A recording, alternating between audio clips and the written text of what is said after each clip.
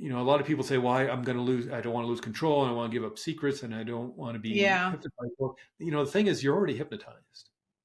Hmm. If you're struggling with being triggered with some unknown environmental cue to create anxiety or panic or fear or anger, you're already hypnotized. You're Why is literally that? changing. Well, because I think mainly it's a safety protocol your subconscious mind has created to protect you, to keep you safe, and to armor you.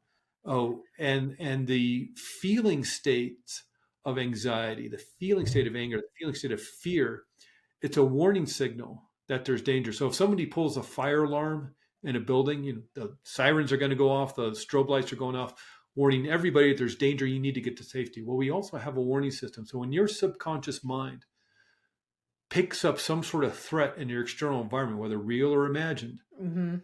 whether you know about it or not, whether it's Right. conscious or unconscious, it's going to warn you that there's danger.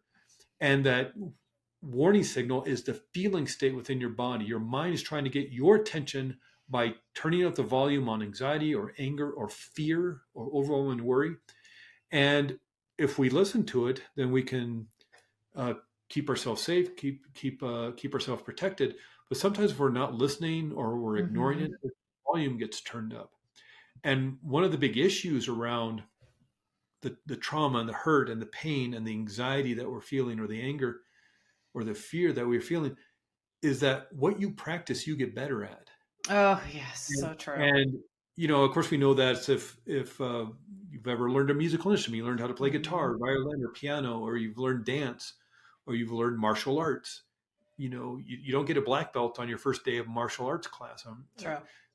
You have to practice to get to that level where the moves are automatic. We know this from learning a foreign language or even as a kid learning to walk. What you practice, you get better at. So, what if you're practicing anxiety? What if you're Hmm. practicing fear? Are you literally not just wiring that into your brain so that as you get older, you just get better and better at it, becomes quicker and more automatic? So, in a sense, you've hypnotized yourself to react in a certain way. I mean, the amount of effort it takes for your body to switch from the parasympathetic nervous system, the relaxation response, over to the sympathetic stress response, fight or flight response is pretty extraordinary because your brain has to start creating that adrenaline and that cortisol. And Hmm. you probably, Lisa, and a lot of your listeners have heard of those crazy stories of the grandmothers lifting babies off of cars and things. Oh, yeah. Adrenaline doing that. That's not coursing through your body. Your brain is creating these neural peptides, these molecules that create the feeling state in your body, the feeling state of fear, of anger, of joy, of happiness. But these are literal molecules of fear, molecules of anxiety. They're hundreds of millions coursing through your body. Your your body's now moving 300% more blood to the big muscles of your arms to fight, Hmm. 300% more blood to the big muscles of your legs to escape. That's got to come from somewhere. So it's turning Right. down the power on your immune system, on your digestive system. This is why people get sick when they're stressed. This is why people create irritable bowel syndrome. Irritable Yeah. bowel syndrome is mostly hypervigilance and stress. And so the amount of effort it takes to switch over into the fight or flight stress response is extraordinary. And you're doing that automatically without even maybe understanding why it's happening. You're already hypnotized.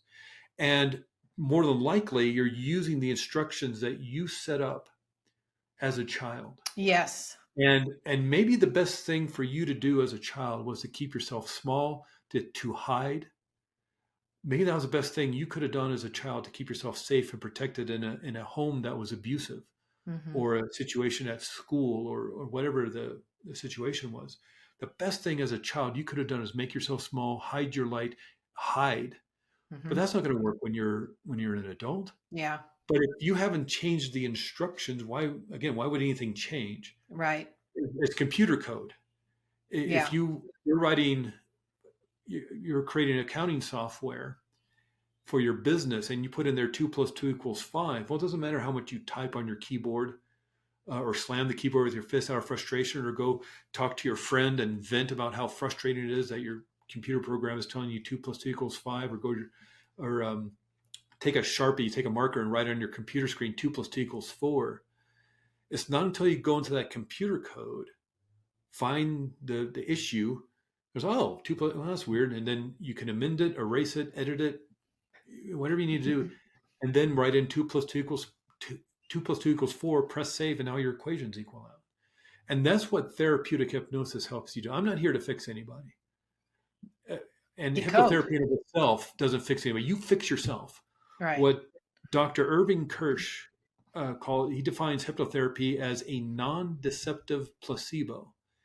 And I'm sure Hmm. Lisa, you and most of your listeners have heard of the placebo effect. Mm-hmm.